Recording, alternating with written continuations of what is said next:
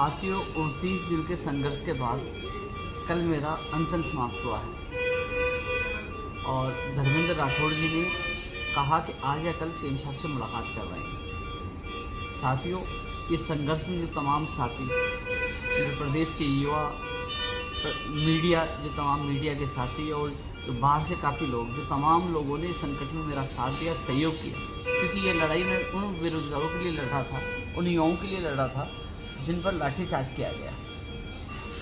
मेरे ऊपर तो मुकदमे कई दर्ज है, कई बार मैं युवाओं के लिए धक्के खाता हूँ, लेकिन मैं इस बार मैंने इसको दिल पर लिया कि मेरे युवाओं पर लाठीचार्ज क्यों किया गया, क्योंकि मेरे युवा निर्दोष थे।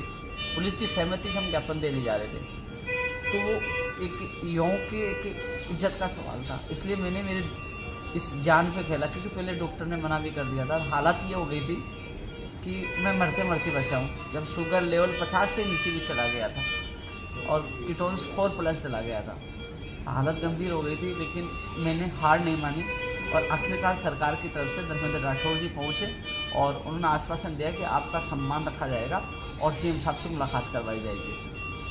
तो SHO के खिलाफ कार्रवाई हो और मुकदमा वापस हो, तो वो सीएम साहब के सामने बात रखकर उसमें भी न्याय मिलेगा। मैं चाहता हूँ उस दौरान युवा बेरोजगार की अन्य मांगों को मैं रख पाऊँ, ये मेरी पूरी कोशिश रहेगी। अभी मुझे थोड़ी देर में हॉस्पिटल से डिस्चार्ज कर दिया जाएगा, उसके बाद मैं घर पहुँचूँगा। और साथियों, 30 मार्च की मेरी सिस्टर्स की शादी है और मुझे सीएम साहब से मिलने के बाद सीधा गांव जाना होगा, क्योंकि घर से फ़ोन आ रहे हैं। हालांकि घर वाले बहुत ज़्यादा परेशान थे, शादी की तैयारियों को छोड़कर वो रोज़ बहुत ज़्यादा दुखी थे, खुद एक तरह से रोते भी थे कि एक जहाँ शादी का माहौल और स्थिति, जब मैं ICU में एडमिट, तो आप सोच लीजिए माँ बाप, परिवार, भाई बहन की क्या बीती होगी। घर का माहौल भी ख़राब था, लेकिन आखिरकार संघर्ष की जीत हुई और कुछ दिन के लिए मैं बाहर रहूँगा। यानी कि आजकल में जैसे सीएम साहब से मुलाकात होगी, उसके बाद मैं गाँव चला जाऊँगा, क्योंकि मेरी सिस्टर की शादी है। मुझे पूरी तैयारियों में साथ रहना है और 30 मार्च के बाद ही मैं अप्रैल में वापस लौटूँगा।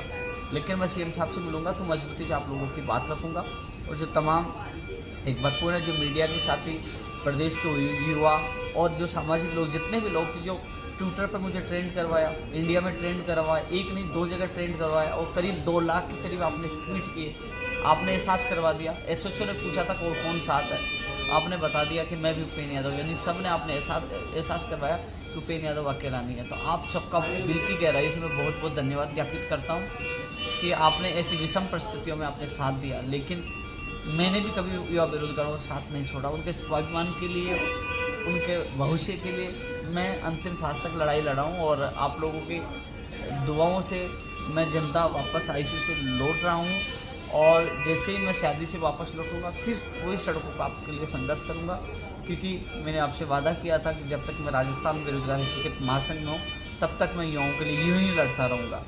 तो आप लोगों के सहयोग से इस संघर्ष में हमारी जीत होगी और दिल की गहराई से आप सबको बहुत बहुत धन्यवाद। थोड़ी देर बाद मुझे यहाँ से छुट्टी मिल जाएगी और उसके बाद मैं थोड़ा आराम करता हूँ, सीएम साहब से मिलता हूँ और फिर उसके बाद गाँव लौटूंगा, फिर आप लोगों से दोबारा मुलाकात होगी। धन्यवाद।